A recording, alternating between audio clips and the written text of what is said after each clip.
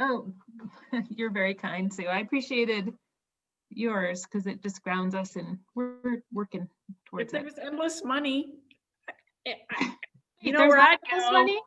You know where I'd go, but I can already tell you what this new administration's gonna be doing. Oh, Yeah, that's right. and you know more than me the depth of COVID nightmare. So, hi guys, I'm excited, but I'm also a little sad that this is ending because I don't know. I just feel like we've lost a whole year with COVID and Yeah. the federal administration. So yeah, it's amazing we kept this going during all of this, but That's what I was going to say. I mean, good for you keeping it moving. yeah, well, I have to say our facilitators have been great and our actuaries have been fabulous. And, at least we got in the ballpark, yeah. What are you guys going to do with one less meeting? We know what Rep Macri is going to be doing. Oh, God. Yeah. Yeah. I mean, I do think this is such valuable information, and COVID underscores the urgency, and it makes it a much bigger political lift at the same time. And but yeah, I do want to just continue to underscore that this gives us new tools to have the conversation, or new ways to engage other policymakers in the conversation. I just really think it's a lot of important level setting data and info in there. Yeah, I also am very worried about all the uncertainty with businesses. And I just think right now, employers are trying to hang on and try to just deal with affordability. And I just think the thought that we would go boldly over into A or B, it wouldn't, the businesses, Patrick would probably like to chime in here, but I just think they'd come unglued right now. I mean, they're hanging on by their nails as it is. Yeah, you're right. This is the last thing that small business owners have time to worry about. I mean, they're trying to keep people employed. They're trying to figure out how to keep customers coming near the door, because in many cases they can't come in the door.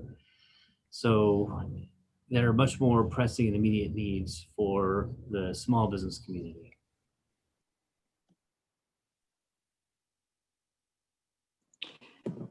Well, and it's helpful too, because I think we are all still trying to figure out though how we can help those that are still in need. I mean, Sue knows firsthand, the Medicaid rolls are up. We'll see what happens, on the exchange. And then, as Dr. Tritko and others were pointing out, there's still this cohort of people that we need to help get coverage. And so how do we tackle that so that we can start with a baseline of coverage and then, improve from there? Well, I actually think with the new HHS Secretary that there'll be warp speed on hospital price gouging and antitrust activity with the consolidation. So I think the more we can get the total cost commission group really leveraging off of this work, that's our fastest path to affordability, is just to really start capping or benchmarking. And I think we're going to have a national momentum about that, because many of the large jumbo purchasers are really waking up to how that RAND study has pointed out how overinflated things are. Right. So can I put Beth and Representative Macri on the spot just a little bit? If we say yes or no, does that matter? Yeah, I do. Yeah. Well, there's a lot of. So I do want to just let you all know, in the interest of unlimited resources, I actually have to jump off this meeting at 3:30 to go to a revenue meeting with the Senate and the House.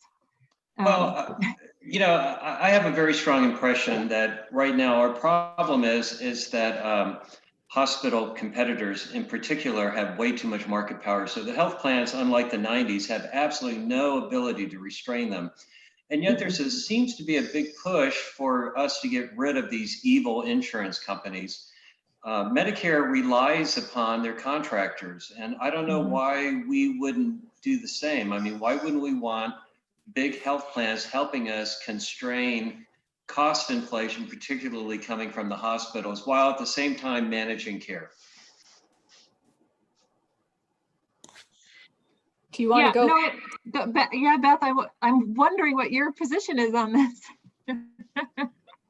Yeah, certainly we all in the healthcare industry can do better than we are. So let me just start with that. I mean, health insurance companies, along with everybody else, and I've been in the Washington market 33 years in healthcare.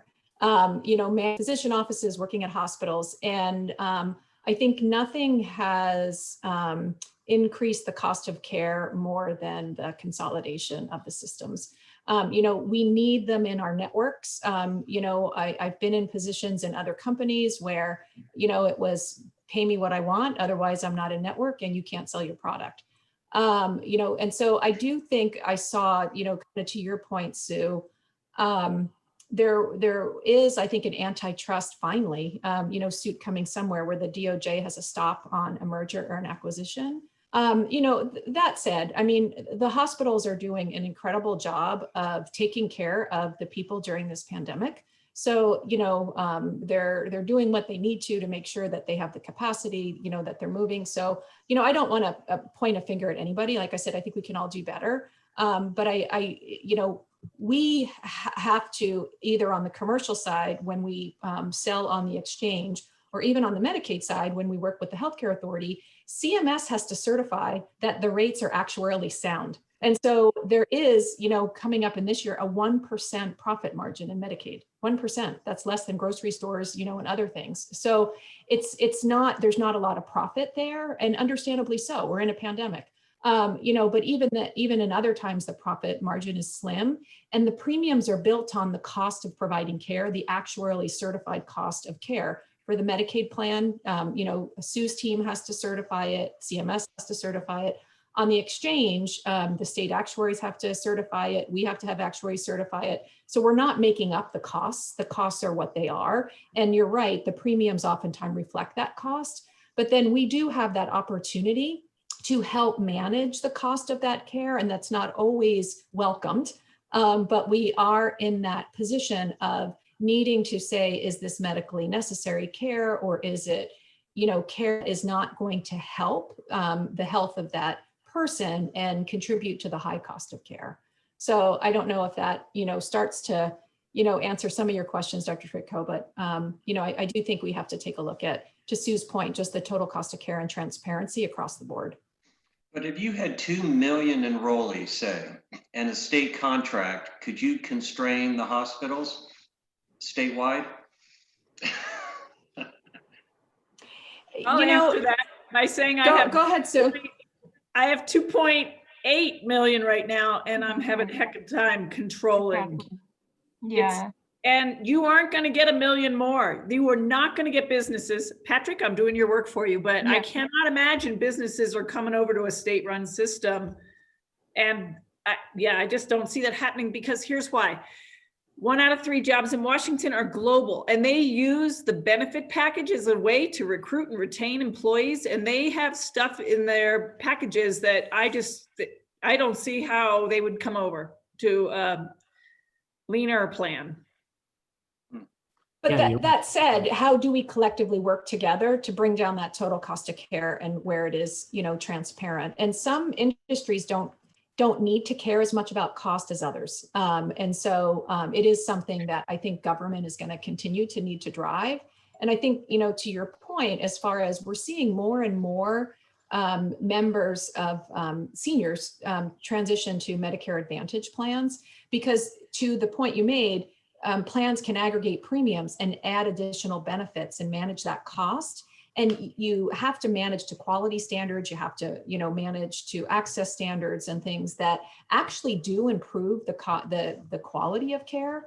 But again, it's not necessarily always seen by the recipient as helpful. And so I think we all can work on that together. Yeah, I mean, I think to further, get to what you're asking about, a consolidation is a problem, and not only hospitals, affiliating with multi-state systems, but the fact that hospitals are no longer just hospitals, right? They're hospital-based health systems. And so you just, all your, all the balance of the delivery system has just shifted as the consolidation has happened. And I think particularly in Washington, but certainly across all the states, suppressed Medicaid rates, there's huge pressure on states. And so, Beth talked about all the drivers there as a payer, but from the hospital's perspective, as you know, they work to make up the difference on those Medicaid rates on the commercial side. And so because of the complexity, both in terms of the payer mix and because how the system has just consolidated, and so the interests, just are different than what they had been 10 years ago. We have one of the greatest rates of consolidation in Washington State. We also have some of the lowest Medicaid rates. And so I think there's a connection there. So there's a lot to do. It doesn't just have to do with how we structure the coverage, but how the delivery system is structured matters, which is where this total cost of care transparency board comes in, things like looking at the Maryland rate setting approach. So there, as you say, there's a lot of finger pointing at the insurance companies. The Medicaid plans, I think, are unique. Not a lot of the plans are not just Medicaid only, but the profit, the huge unbridled profit, doesn't come in on the Medicaid side. We know that, but the consumers are, the members are paying, the employers and or the individual insurance members. And so there are many different things we need to address. And so that is part of the issue. And I do agree, I think, Sue, with what you're saying, which is particularly with the state-based system, employers are not going to make the jump. Now, if we had a nationalized system, which we've already seen the political challenges in getting to that with the ACA, just in the changes in the ACA, it's just, we got to take it a bite at a time. There's just politically no other way to do it. We would like to think we could do it bigger, but the issue is just like, how big of a bite do we take each time? But, to the point about option A, like I'm going to meetings about, can we even eke out any premium subsidies at all this session? It doesn't seem politically feasible to do that at all. Maybe that will shift, but a lot of political pressure on the legislature is going to be required for that to shift significantly. Can I ask one more question, as long as I've got Sue here? I'm just curious. If the state allowed people in the upper age band, people like me, to buy into the retired state employee health plan at cost, you just get them out of the exchange. So now that upper age band that problem band is gone. How much would that help? I'd have to go back, but I believe when we've looked at some of these, the numbers are really small. And you really need large numbers, but I really want to caveat that I haven't looked at that recently, but last time we did some gross analysis trying to play around with some of these shifts, it's not as many people as you think. You got to remember, we're only 200,000 on the exchange. So if it's 10,000, it's not going to move much, because to Beth's point, the costs are. You may have another 300,000 people who are going uninsured rather than buying on the exchange. Certainly some. Yeah. I'm sorry, I'm going to miss this wrap up. I'm got to jump here, and thank you for this conversation and for the broader one and for all the work over this last year. Likewise, hang in there. Bye-bye. Bye. Really, when we had that bomb threat of clear the building, I just thought, oh my God, what? Yeah. We didn't know that would be minor compared to, other challenges we would face. Yeah, no kidding. That set the tone. And I see Tamara's on here, and I will tell the policy team, they and the consultants have been great. I mean, they've really kind of kept the pace, and we had very little money and support to pull this off. So I think it's really, we arrived at what we needed to do. Dean, you're awfully quiet, or Sybil. Any comments from you guys? You're gonna miss this? I am fairly quiet. I have enjoyed this process. I'm from the Department of Revenue, so, and I'm on here because of the proviso had someone. So this is far from my expertise. I'm used to working with Patrick Connor in a much different setting. But I just like to say that I've very much enjoyed the process and learning more about healthcare, cost of healthcare, and how to do it affordably. So I'll just leave it at that. It's complicated, I think our fearless leader said. So I'm sure you've witnessed that. It's complicated.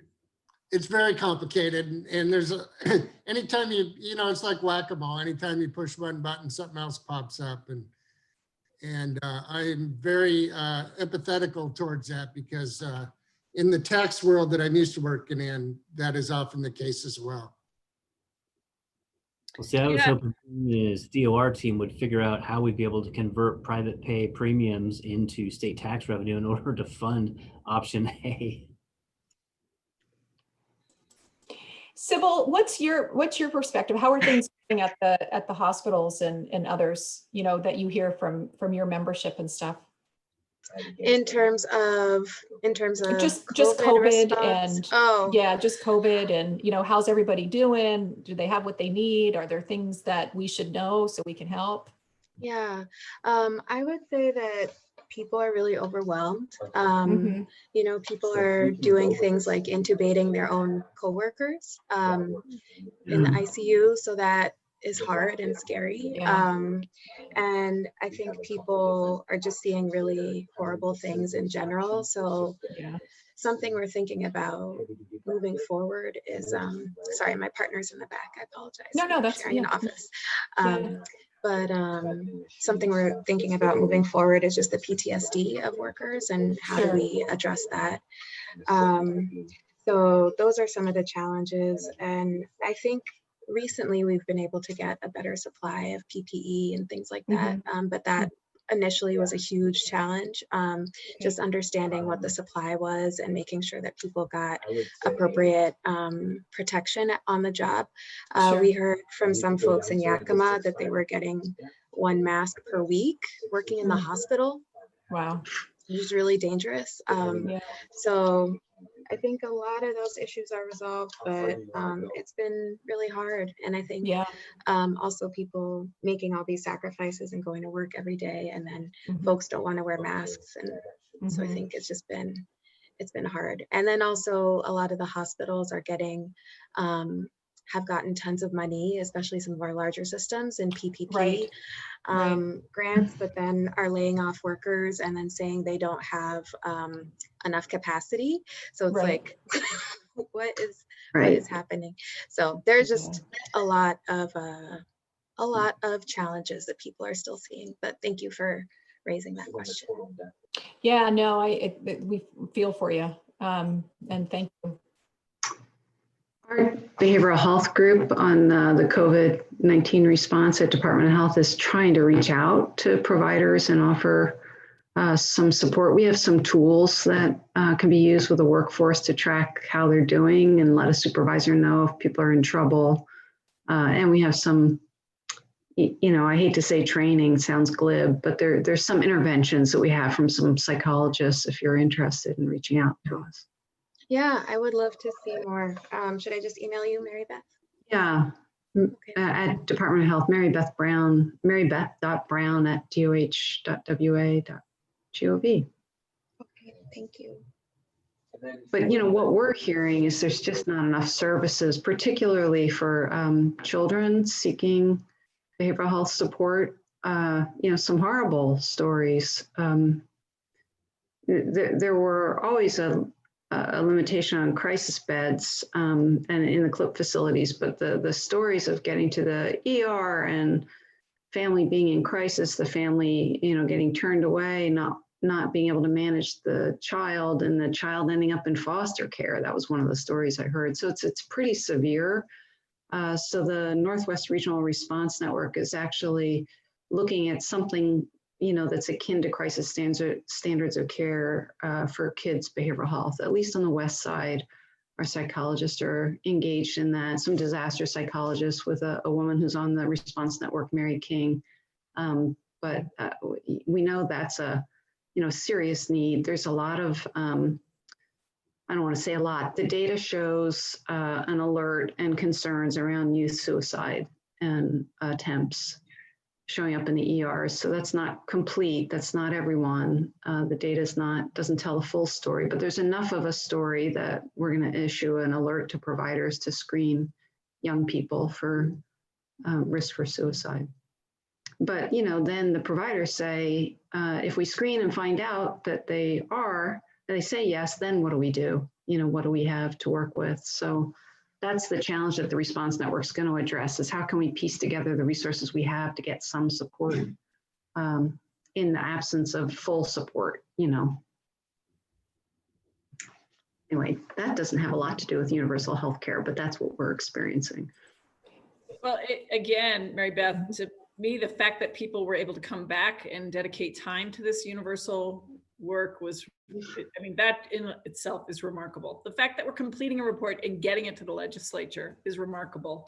And I honestly, if I still go back to A, B, and C, if we had all the money in the world, I think all of us would just say, fine, move it to A or B. I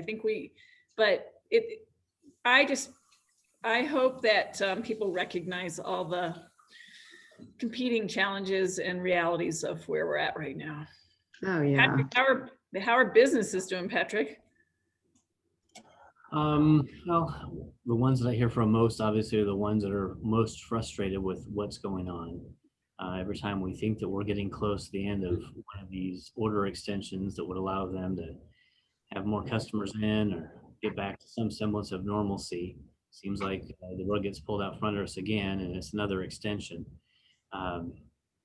And as you might imagine, the small guys that I represent really just don't understand how it is that a small family restaurant, a small retail shop, an office with a couple of people working in it that has few, if any, general customers, got to continue to be effectively shut down while all of their business is going to the competitor, to the Walmart, to the Costco, to the chain restaurants, with drive-throughs or takeout or whatever. So the frustration is twofold: just not being able to do business, being now more and more reliant on the government to give them a handout because they can't do business, to have to lay people off because there's no alternatives, and then to again watch their customer base be able to go to the big box store competitors is just an ongoing source of growing resentment. So it's tough out there. And a little bit of assistance is out there. Most all of them that got a PPP or an EIDL or a Working Washington grant, they've used that, long since used it. The inability of the parties to get together in Congress and figure out a solution is not helpful at all. Yeah.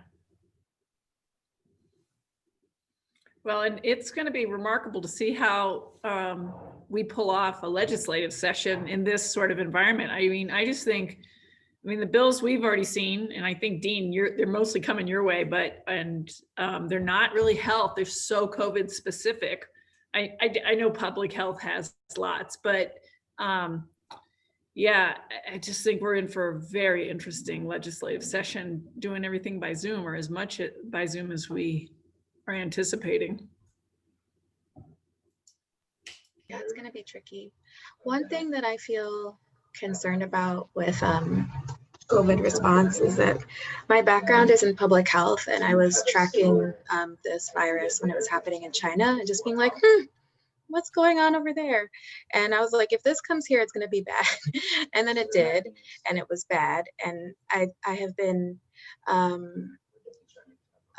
think that most people don't have the benefit of understanding how viruses spread and how long this can take. But just in the media, the news has been so reactionary to everything, and I don't think they understand that the vaccine that's here is great, but also because we've had such a mess of a response and we have such a huge number of cases, the vaccine is not at this, it's not that it's too late, but it's going to be hard for it to get it under control in a timely way. So just Patrick, as you're talking about people being sad about lockdowns and how long they're lasting, like I think we're going to be in some level of COVID response for at least a year, and I think we should be prepared for that. And I think you know, people are waiting, like, is the lockdown going to end? Like, yes, no, maybe, but like we're going to be dealing with this in some way for a very long time. And I just wish that we could set expectations as a country about what we're really dealing with, and that this is not, there's no easy solution at this point because we didn't address it properly at the beginning.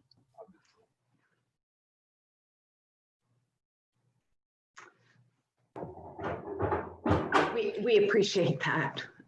You know, Department of Health is in a difficult spot, but I've heard it described, we let a fire go too far and now it's much, much harder to put it out. Yeah, and we do prefer not to say that we aren't actually locking down. We're trying to be strategic with where the limitations are, but appreciate your feedback, Patrick. It's not easy. No, Mary Beth, I can't imagine that it is. And, you know, I think it's difficult for the average person, a small business owner, their workers or customers to try and look at the various and changing dashboards. You know, like Sybil, I'm sure, and others on this call, spend a lot of time watching the governor's press conferences and trying to stay on top of this. But for the average person out there, it's not making a whole lot of sense. And they don't have the time or the resources or whatever to really try and dig in and understand what is driving local health departments or state department of health's response. You know, the part that they see the most is being told that they face a $10,000 fine if customers aren't wearing masks. And that may not be exactly accurate, but that's the kind of stuff that they're hearing that we have to try and push back and give more information on, because the grapevine kind of approach gets there a lot faster than the facts do. So you have an unenviable job, and I know you guys are working hard, doing the best you can. You know, and it's tough for Sybil's members, for mine. You know, I think we're all in this together. That it is, I hate the word, but it's unprecedented, and so we're all treading water as best we can. I had somebody tell me that, a good buddy, that it reminds him of, you know, every month or so we would see new medical students come into the operating room, and you try to explain to them, you got to wear a mask, you got to wash your hands, you don't touch anything blue, and yet they don't do it. And here we're trying to get the whole population to do something that we can't even get med students to do on day one. It's kind of tough.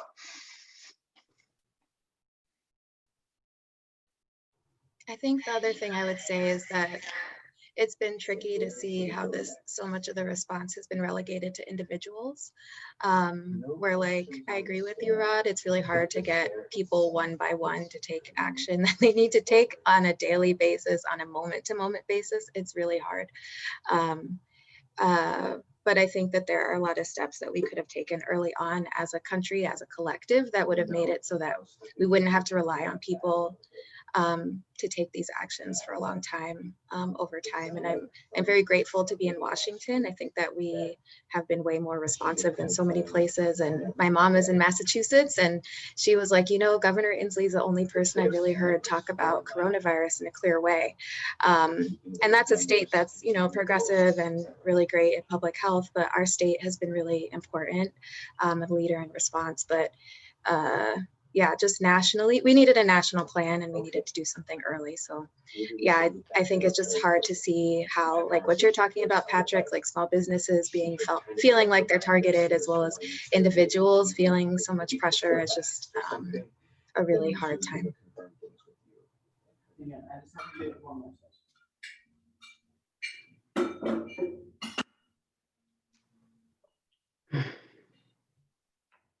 I'm smiling because my child is making this great dinner, and They just said, I got to blenderize, and it was so loud it picked up the mute.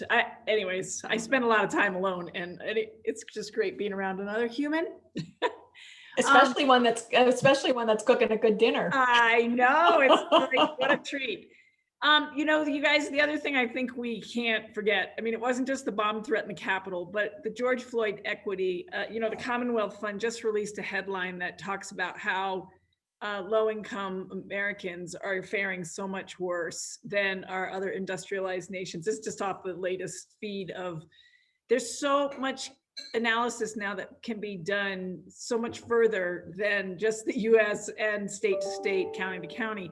So it's when you look at the variables of the equity issues, the racism issues, COVID issues, political issues, I mean, it has just been a ride. So I can't thank you all enough for hanging in there. And when a few of the group members got with us saying, we have to keep going and we can't finish this up. And it's like, no, we really have to button something up to the legislature because we got to be real here. I mean, we will, if we send them they are going, it will hit the shelf for decades to come. So I really appreciate everybody's perspective, and I'll be the first to reverse course if the Biden team says, let's all move to universal, but I just don't see it happening given what they're faced with. Because can you imagine what they got to pull off in the first 100 days? Going to be Herculean. But they can print money. With your analysis of what we send to the legislature, if it's not going to look reasonable. And it's unfortunate that we haven't had more time as either small groups or larger groups really talk about how this option C or model C is going on every day. I mean, I've had the opportunity, thankfully, to work with HCA and your team members on, I think, 3 different task forces or stakeholder groups dealing with standard benefit, with Cascade Care, with universal health care. Have been in communication with Representative Cody and her staff to talk about the new cost containment effort. So there's a lot going on. We are living this Model C, whether we recognize it or not. Right. Yeah. All right, we're gonna get shut out in the last 45 seconds. Who's got final words? Thank you all. Thank you. Gratitude, huge gratitude. Stay healthy. Make sure you keep wearing these masks. Happy holidays. Look at that, Mary Beth. Enjoy your dinner. I will.